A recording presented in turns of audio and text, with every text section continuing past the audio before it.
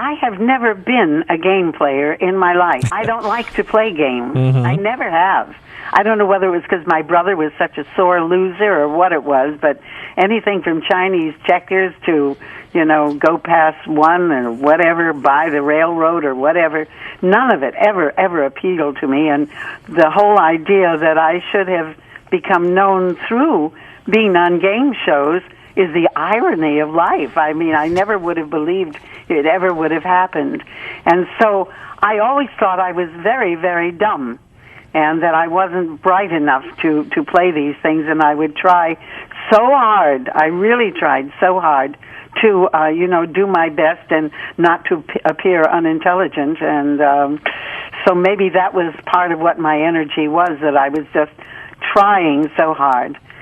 Secret, of course, I did more regularly. I only did What's My Line when Dorothy was gone or when Arlene was gone. So then they would bring me into the show. And actually, later on, there were a few times that they had me come on as the mystery guest, and with their blindfolds on, to have to guess who we were. And they never guessed me because I always changed my voice. And they never guessed me, and which I always thought was great fun, that I could have fooled them. Now, were those blindfolds particularly effective? Well, they were, and it was interesting. A very good friend of mine was the one who came up with the idea, Christian Thie, who was a very wonderful artist.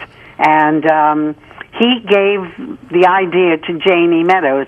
He made a blindfold and did all the jewels on it and everything, and gave it to Jane, and Jane went in and showed it to them over at I've Got a Secret, and they thought, what a great idea.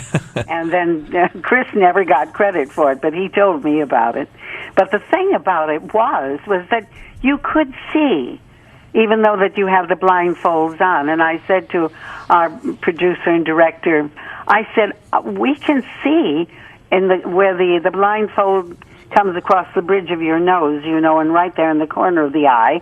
If you look there's this gaping space, and you could, if you turn your head in a certain way, you could see who the hole works. Mm-hmm. That's not good. No. And he said to me, well, just close your eyes. Okay. That's what I did. 50 years, if that's what we're going to use. Always is thought of as golden, and goodness knows those were the golden years. And when you're in the midst of it all, of course, you don't realize that. You don't realize that one day this is going to be called the golden age of television. And, of course, that is what it is referred to now.